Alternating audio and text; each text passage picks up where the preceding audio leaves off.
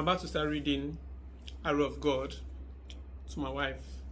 In case you're wondering why I'm using the duvet, it's because I'm cold and she's never cold. So, what do you go call? I'm always cold, but Lagos is always hot. No, because it's not always hot. Like today now, it's very cold. So I'm going to start from chapter 1. Are you ready? Are you ready? I thought you were asking the people. Both of us. You'll be speaking for the people. Are you ready? Yes. Okay. This was the third nightfall since he began to look for signs of the new moon. Wait, she said I don't know how to read. So if you can see this, read my reading. Okay. I was actually going to say, I read so fast that you reading to me, I've already finished the page. So. Don't be looking at it then. Okay. So are you ready? Yes. This was the third nightfall since he began to look for signs of the new moon. He knew it would come today, but he always began his watch 3 days early because Are you starting over? he must not take a risk. I'm reading to the audience. You already read half before. So they will just catch up. Yeah. I will read fast. Okay. So you can now slow it. You can slow it down. Started, so I'm not interrupting you. No, there's no need. Okay. You can slow it down from your own end. I'm laughing at the assurance that you feel like people are gonna watch. No, I actually feel like our children will watch in the near future. Okay. Then they cannot watch. That is their problem. This was the third nightfall since he began to look for signs of the new moon. He knew it would come today, but he always began his watch 3 days early because he must not take a risk. In this season of the year, his task was not too difficult. He did not have to peer and search the sky as he might do when the rains come. Then the new moon sometimes hid itself for days behind rain clouds so that when it finally came out, it was already half grown. And while it played its game, sorry, I'm reading like someone I go to school. And while it played its game, the chief priest sat up. Okay. Sorry. Why is Chinua Achebe stressing my life? Okay. Don't mind my wife. Sorry. So, and while it played its game, the chief priest sat up every evening waiting. So he sat up. I wanted to give you an opportunity to reread it in your mind and then say that. His obi was built differently from other men's huts. There was the usual long threshold in front, but also a shorter one on the right as you entered. The eaves on this additional entrance were cut back so that sitting on the floor, Ezeulu could watch that part of the sky where the moon had its door. It was getting darker and he constantly blinked to clear his eyes of the water that shrunk from gazing so intensely. Ezeulu did not like to think that his sight was no longer as good as it used to be and that someday he would have to rely on someone else's eyes as his grandfather had done when his sight failed. Of course, he had lived to such a great age that his blindness became like an ornament on him. If Ezeulu lived to be so old, he too would accept such a loss. But for the present, he was as good as any young man, or better because young men were no longer what they used to be, apart from me. There was one game Ezeulu never tired of playing on them. Whenever they shook hands with him, he tensed his hand and put all his power into the grip, and being prepared for it, they winced and recoiled with pain. The moon he saw that day was as thin as an orphan fed grudgingly. You cannot with me. Even if I by a cruel foster mother. He peered more closely to make sure he was not deceived by a feather of cloud. At the same time, he reached nervously for his ogene. It was the same at every new moon. He was now an old man, but the fear of the new moon, which he felt as a little boy, still hovered around him. It was true that when he became chief priest of Ulu, the fear was often overpowered by the joy of his high office, but it was not killed. It lay on the ground in the grip of the joy. Yeah. So chief priest, they fear full moon, new moon. He beat his ogene, gome, gome, gome, gome, gome, and immediately children's voice took up the news on all sides. Onwa ato. He put the stick back into the iron gong and leaned it on the wall. The little children in his compound joined the rest in welcoming the moon. Obiageli's tiny voice stood out like a small ogene among drums and flutes. He could make out the voice of his youngest son, Nwafo. The women too were in the open, talking. Moon, said the senior wife, Matefi, may your face meeting mine bring good fortune. Where is it? Asked Ugoe. The younger wife, I don't see it. Or am I blind? Don't you see beyond the top of the okwa tree? Not there. Follow my finger. Oh, I see it. Moon, may your face meeting mine bring good fortune. But how is it sitting? I don't like its posture. Why? Asked Matefi. I think it sits awkwardly, like an evil moon. No, Like an said evil moon, yeah. Okay. No, said Matefi. A bad moon does not leave anyone in doubt, like the one under which Okwata died. Mm. Its legs were up in the air. Does the moon kill people? Asked Obiageli, tugging at her mother's clothes. What have I done to this child? Do you want to strip me naked? I said, does the moon kill people? It kills little girls, said Nwa for her brother. I did not ask you, Aunt Hill knows. You will soon cry, long throat. The moon kills little boys. The moon kills Aunt Hill knows. The moon kills little boys. Obiageli turned everything into a song.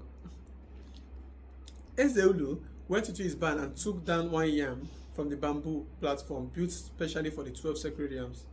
There were 8 left. He knew there would be 8. Nevertheless, he counted them carefully. He had already eaten 3 and had the 4th in his hand.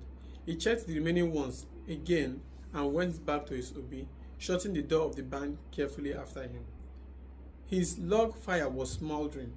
He reached for a few sticks of firewood stacked in the corner, set them up carefully on the fire, and placed the yam like a sacrifice on top.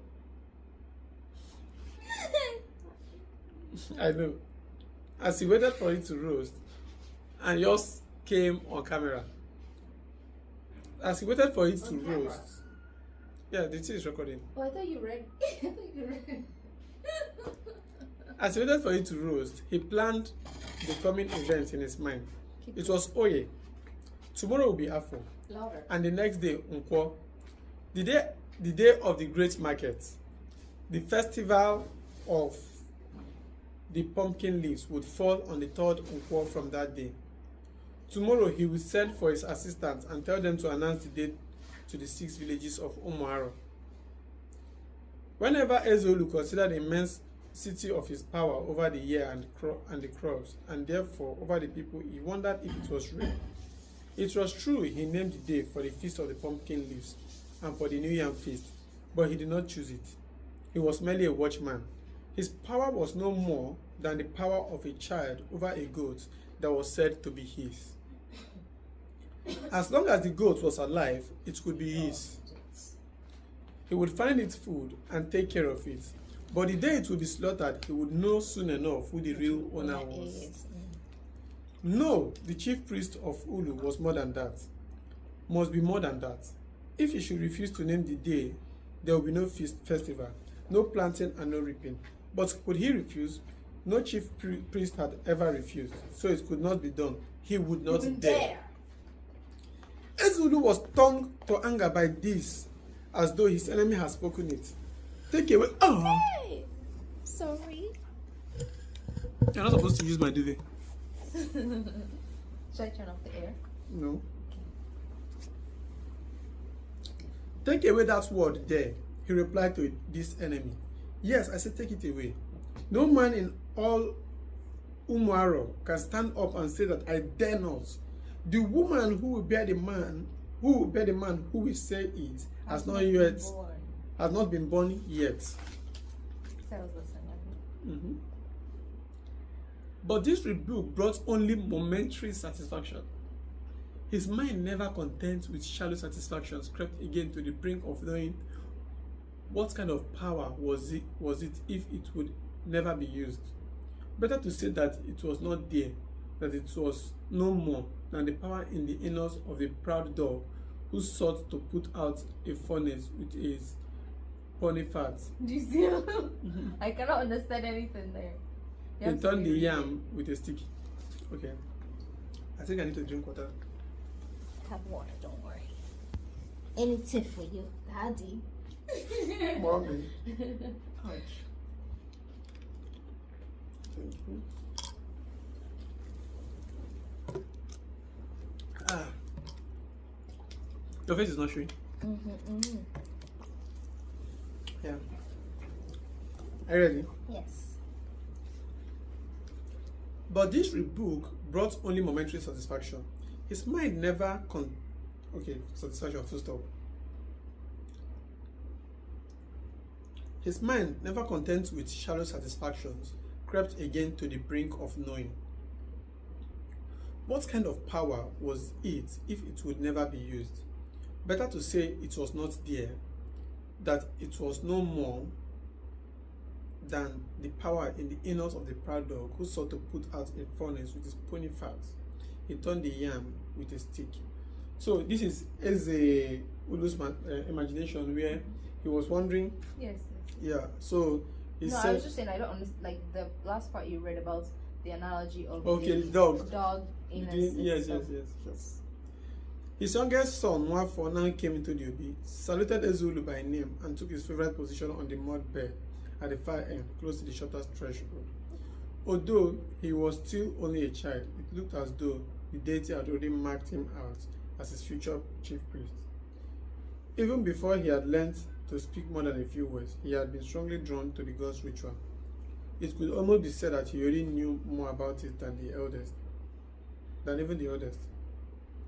Nevertheless, no one would be so rash as to say openly that Ulu would do this or do that. When the time came that Ezeulu was no longer found in his place, Ulu might choose the least likely of his sons to succeed him. It had happened before. Ezeulu attended the yam very closely, ruling it over with his stick again and again.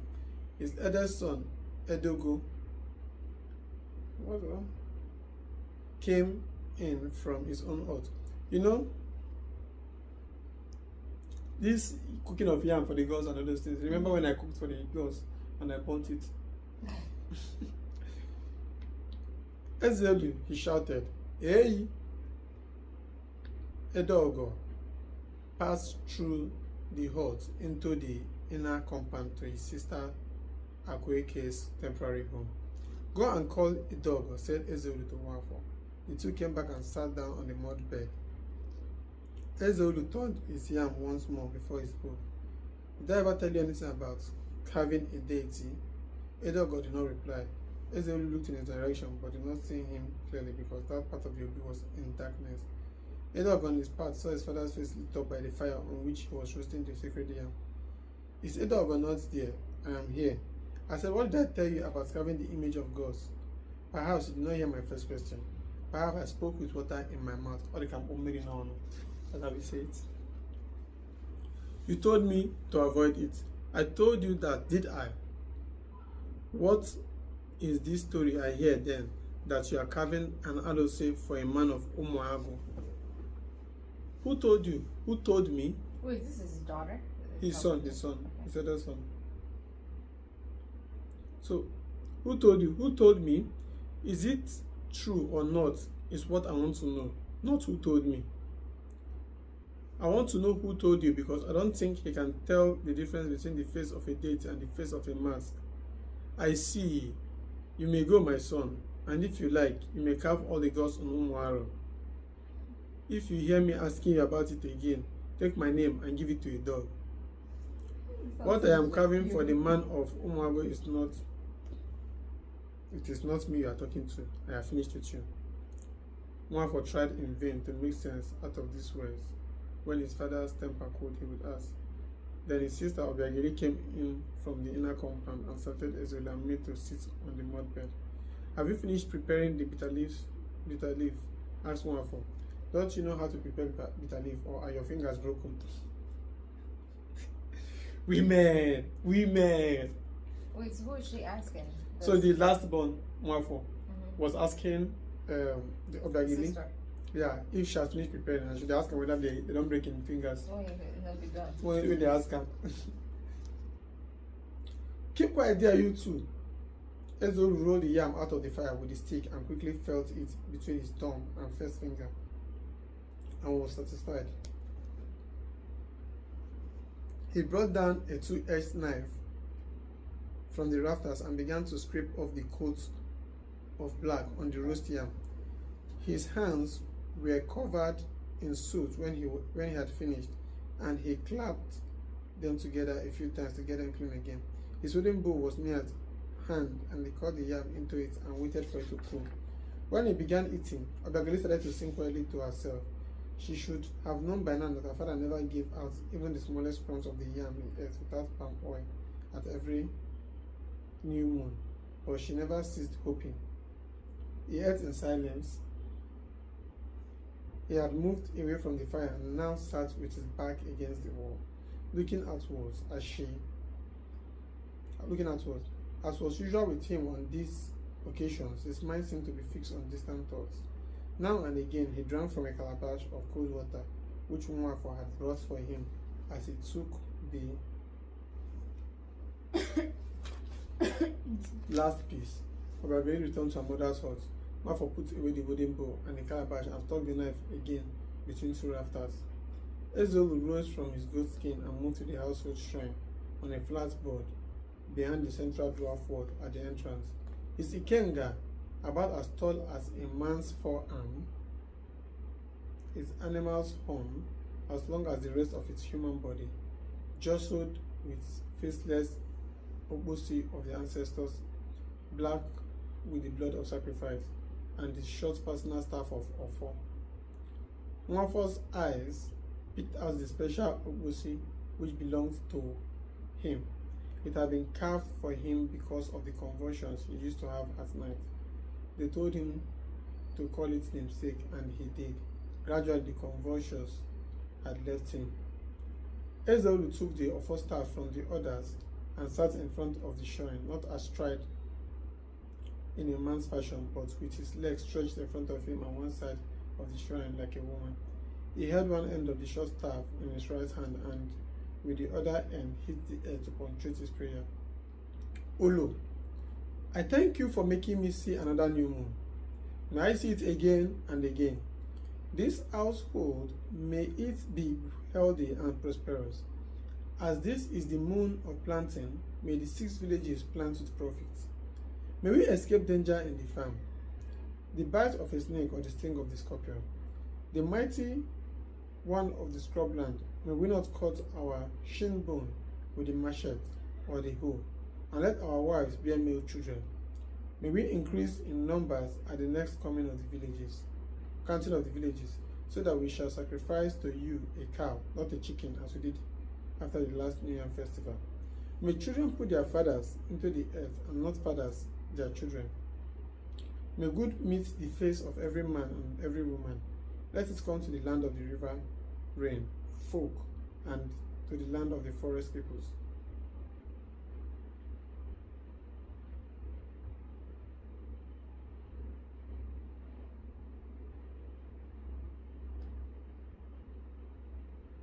Why were they like, let our wives bear with children? What happened to female children? Because they use them for farm now. Because of war. That's what I'm guessing. He puts the Ofo back among the Ikenga and the Ogbosi. Back then was the worst time to be a guy. Imagine being born a man. It's still bad now, but then would have been very terrible. He put the Ofo back among the Ikenga and the Ogbosi, wiped his mouth with the back of his hand, and returned to his place. Every time he prayed for Umuaro, bitterness rose into his mouth, a great smoldering anger for the division which had come to the 6 villages, and which his enemies sought to lay on his head. And for what reason? Because he had spoken the truth before the white man. But how could a man who held the holy staff of Olu know that a thing was a lie and speak it? How could he fail to tell the story as he had heard it from his own father? Even the white man, Wentabota, understood, but though he came from a land no one knew, he had called Ezeulu the only witness of truth. That was what riled his enemies, that the white man whose father or mother no one knew should come to tell them that the truth they knew but hated to hear. It was an augury of the world's reign. The voices of women returning from the stream broke into Ezeulu's thoughts. He could not see them because of the darkness outside. The new moon, having shown itself, had retired again, but the night bore marks of its visits. The darkness was not impenetrable as it had been lately, but open and airy like a forest from which the undergrowth had been cut. As the women called out Ezeulu, one after another, he saw his vague forms and returned their greeting. They left the Obi to their right and went into the inner compound, though the only other entrance, a high carved door in the red earth walls. When you wake up, you will listen to this. I know the part you. Did you see me? Did you see that I've been awake the whole time, but I've been struggling because I'm sleepy. But I'm like keeping my eyes awake. I know. That's why I'm going to try to finish this chapter 1. When you wake up, you can watch it a little. I want plenty. If you need that, let me rest on your. When I'm done reading. Another pillow. Yep. Aha.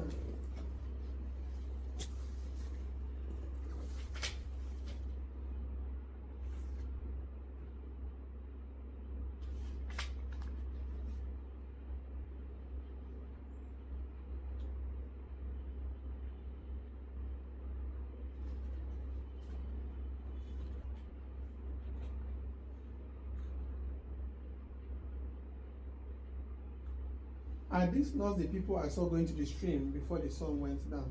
Yes, said Nwafo. They went to Nwangene. I see. Ezeulu had forgotten temporarily that the nearer stream, Ota, had been abandoned since the oracle announced yesterday that the enormous boulder resting on 2 other rocks at its source was about to fall and would take a softer pillow for its head. But to the Alosi who owned the stream and whose name is Igbo had been vacated, no one would go near it. Still, Ezeulu thought he would speak his mind to whoever brought him a late supper tonight. If they knew they had to go to Nwangene, they should have set out earlier. He was tired of having a meal. So I'm going to complete it, guys. Don't give up. So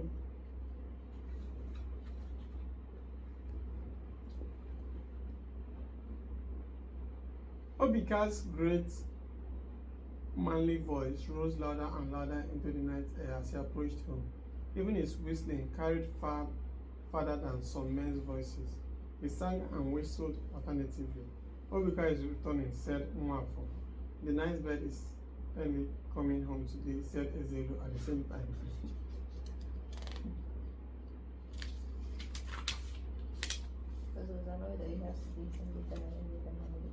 You. One day he will see Eru again, said Nwafo, referring to the apparition Obika had once seen at night. The story had been told so often that Nwafo imagined he was there. This time it will be Idemili or Obubo, said Ezeulu with a smile, and Nwafo was full of happiness. About 3 years ago, Obika had rushed into the Obi one night and flung himself at his father, shivering with terror. Hey, Igbo as well. It was a dark night, and rain was preparing to fall. Thunder rumbled with a deep, liquid voice, and flash answered flash. What is it, my son? Ezeulu asked again and again, but Obika trembled and said nothing. What is it, Obika? Asked his mother Matefi, who had run into the Obi and was now shaking worse than her son. This one is Mom 1. Keep quiet, dear, said Ezeulu. What did you see, Obika? When he had cooled a little, Obika began to tell his father what he had seen at a flash of lightning near the uguli tree between their village, Umuachala and Umunne Ora. As soon as he had mentioned the place, Ezeulu had known what it was. What happened when you saw it? I knew it was a spirit. My head swelled. Did you not turn into the bush that ruined little beds on the left? On the left, his father's confidence revived Obika. He nodded and Ezeulu nodded twice. The other women were now ranked round the door. What did he look like? Taller than any man I knew. He swallowed a lump. His skin was very light, like Like, was he dressed like a poor man or was he like a man of great wealth? He was dressed like a wealthy man. He had an eagle's feather in his red cap. His teeth began to knock together again. Hold yourself together, you're not a woman. Had he an elephant tusk? Yes, he carried a big tusk around his shoulder. The rain had now begun to fall, at first in big drops that sounded like pebbles on the thatch. So, guys, are you ready? There's no cause to be afraid, my son. You have seen Eru the Magnificent. I'm watching you. You have seen Eru the Magnificent, the one that gives wealth to those who find favor with him.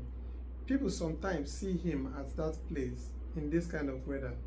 Perhaps he was returning home from a visit to a demile or other deities. Eru only harms those who swear falsely before his shrine. Ezeulu was carried away by his praise of the god of wealth. The way he spoke, one would have thought he was the proud priest of Eru rather than Ulu, who stood above Eru and all the other deities. When he likes a man, what flows like a river into his house. His yams grow as big as human beings. His goats produce 3 times, and his hens hatch nines. Matefi's daughter, Ojugo, brought in a bowl of fufu and a bowl of soup, saluted her father, and set them before him. Then she turned to Nwafo and said, "Go to your mother's hut. She just finished cooking." "Leave the boy alone," said Ezeulu, who knew that Matefi and her daughter resented his partiality for his other wife's son. "Go and call your mother for me." He made no move to start eating, and Ojugo knew there was going to be trouble. She went back to her mother's hut and called her. So, every woman cooks for their own child. Oh, make it hear say the poison your pikin.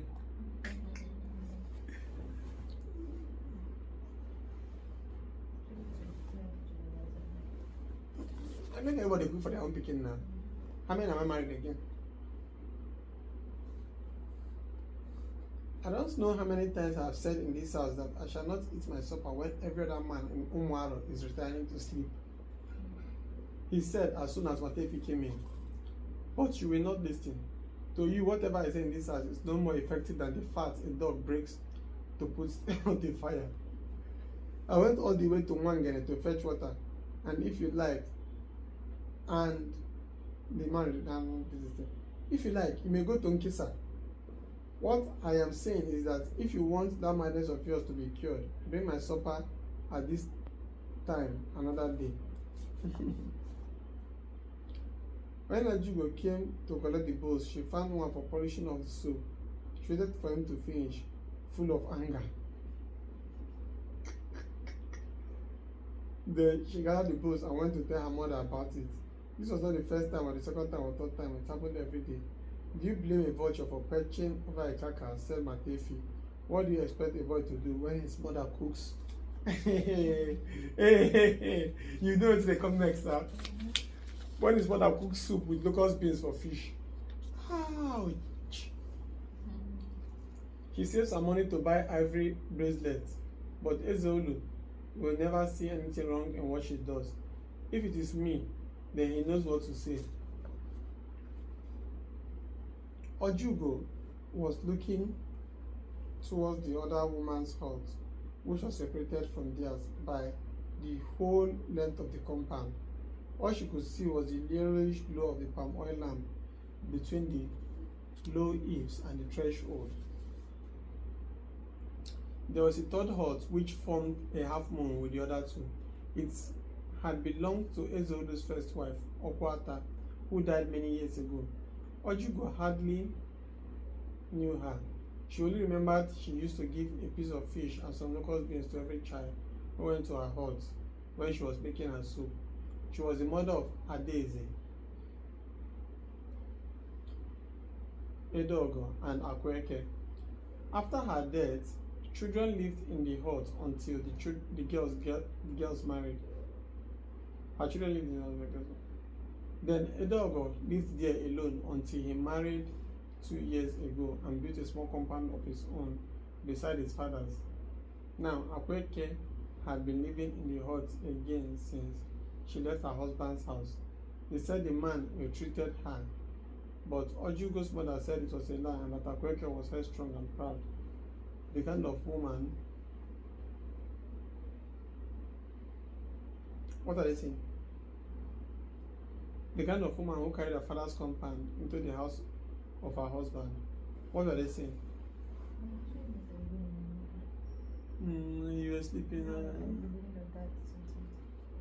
So you were saying, you were talking about, I thought you'd be interested in this one. The bus. Okay.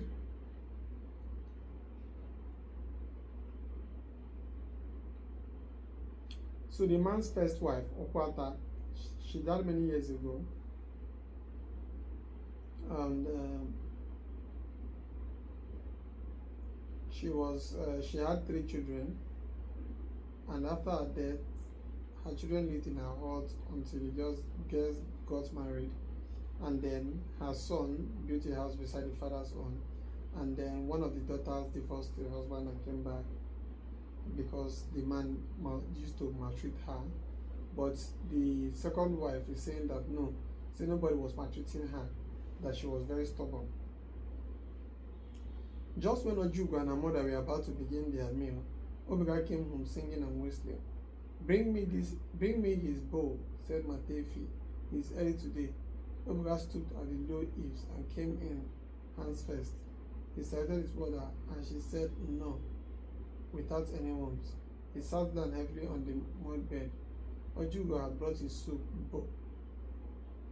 bowl of fired clay and was now bringing down his fufu from a bamboo edge. Matefi blew into the soup bowl to remove dust and ash and ladled soup into it. Ojugo set it before her brother and went outside to bring water in a gourd. After the first swallow, Obika tilted the soup of bowl towards the light and inspected it critically. What do you call this? Soup or cocoyam porridge? The women ignored him and went on with their own interrupted meal. It was clear he had drunk too much palm wine again. Obika was one of the handsomest young men in Umaro and all the surrounding districts. His face was very finely cut and his nose stood gem like the note of a gong. His skin was like his father's, the color of terracotta.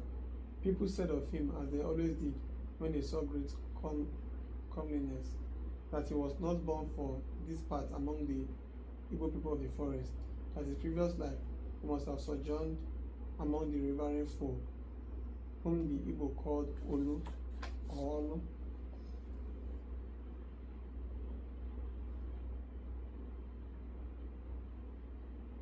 But 2 things spoiled Obika. He drank palm wine to excess, and he was given to sudden and fiery anger. And being as strong as rock, he was always inflicting injuries on others. His father, who preferred him to Ezeulu, his quiet and brooding half-brother, nevertheless said to him often, "It is praiseworthy to be brave and fearless, my son, but sometimes it is better to be a coward." We often stand in the compound of a coward to point at the ruins where a brave man used to live. The man who has never submitted to anything will soon submit to the burial mat. Damn, that was great. Did you not hear that one? What did you say? Ah, you're following me. Mm-hmm. She don't yet. No, just tell me one word. It is praiseworthy to be brave and fearless, my son. Eh? But sometimes it is better to be a coward. We often stand in the compound of a coward to point at the ruins where a brave man used to live. The man who has never submitted to anything will soon submit to the burial mat. Damn! Chinua Achebe with. That was crazy. That was good.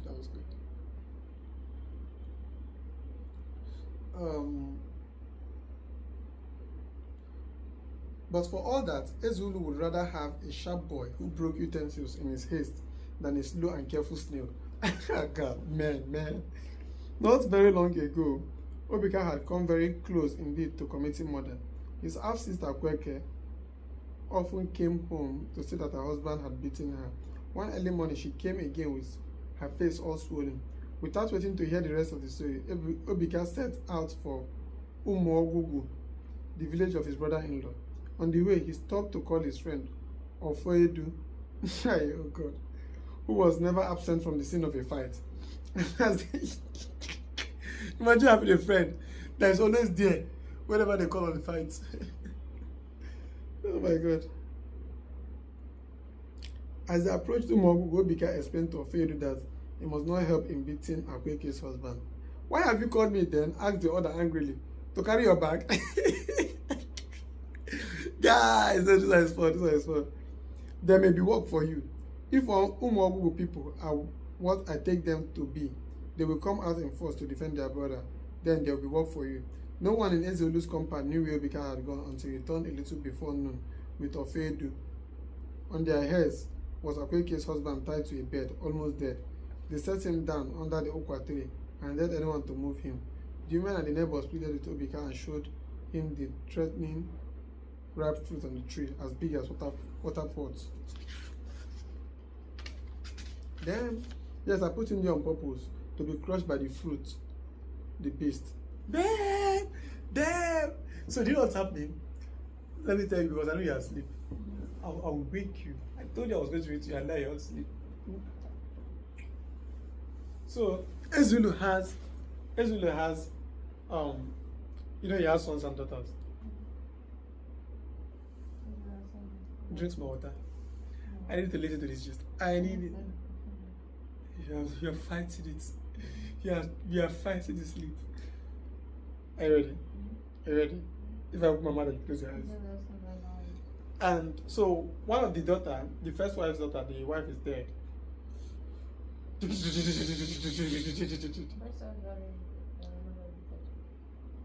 So the first wife that is dead, one of the daughters is married, Akweke, and the man she married in another village used to beat her up. So she came back home one day, her eyes were swollen, her face was swollen and everything, and say Akweke 3 times. Akweke 3 times, you don't say it well. So now, wait, you still sleep. Wait, it's raining just like 2 pages and you sleep. So now the son, now he has like I think 3 sons in general. I think I've had a dog. I've had a dog. I've had Obika and Nwafo. So Nwafo is the last son. Edogo is the first son. Obika is the second son. Now the first son is very calm and he behaves like a snail. Why Obika drinks too much, but he is always is very agile and very active and all those things. And one day when they beat his sister, he went to the other village to fight. Make sure when you wake up, you will watch this video and you will tell me what you learned from it. Let me see your comments first before any other person's comments. Now then you go fight. Oh yeah, I'll forgive you. Guys, pay attention to our comments. If you don't drop comments,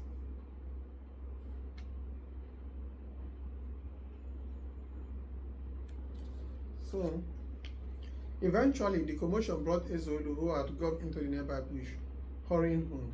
When he saw what was happening, he wailed a lament on the destruction Obika would bring to his house and ordered him to release his in-law.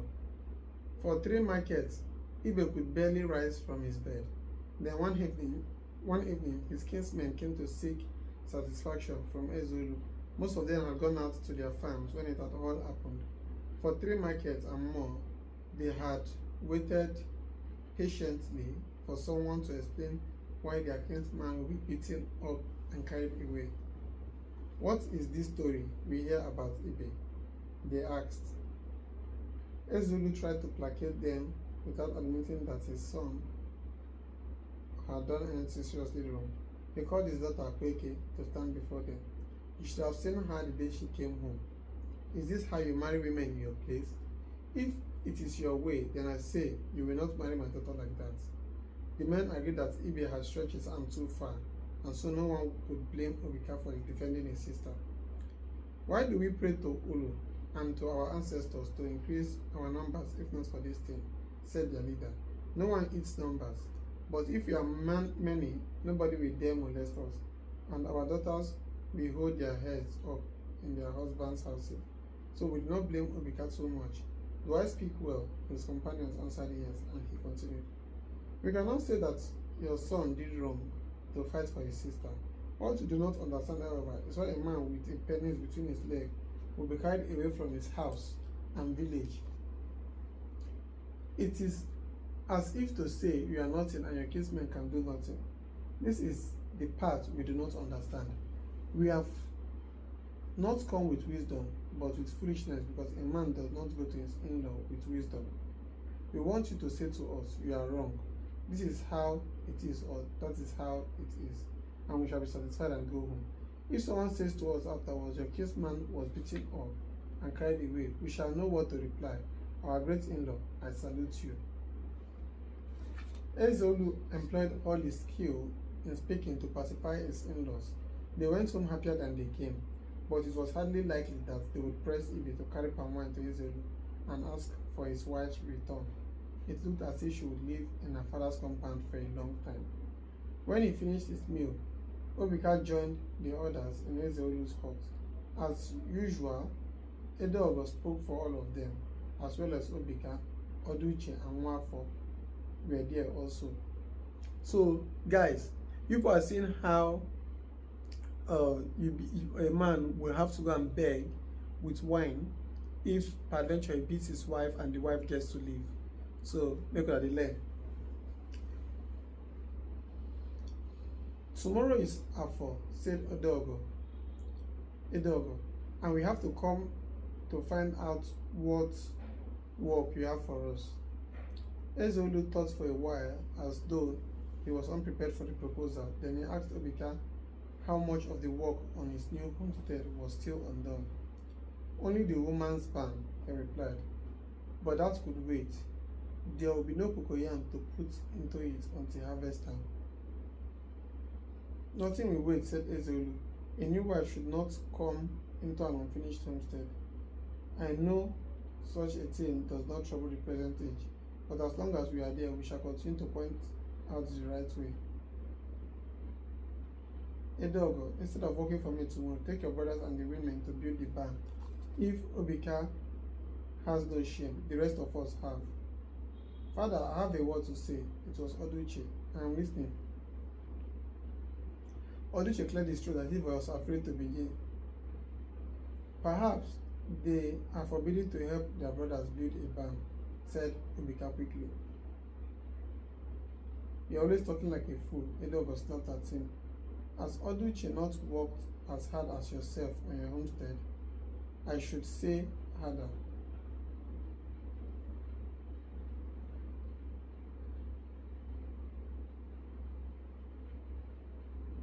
So this means the man has 4 sons instead of 3.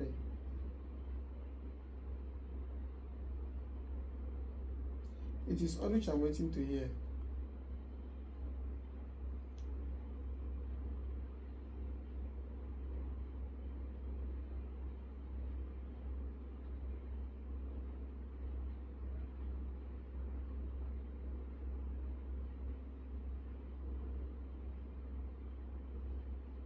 You're always talking like a fool. Edeogo snapped at him.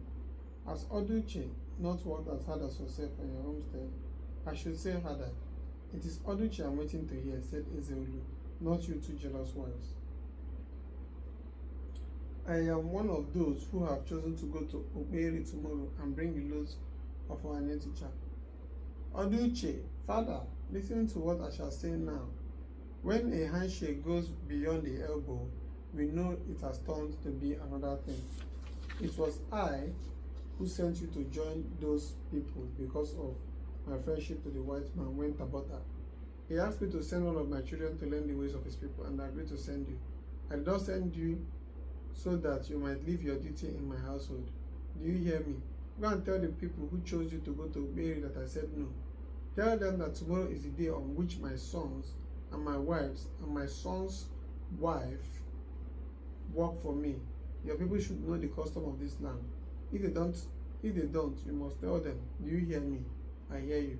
Go and call your mother for me. I think it is her turn to cook tomorrow.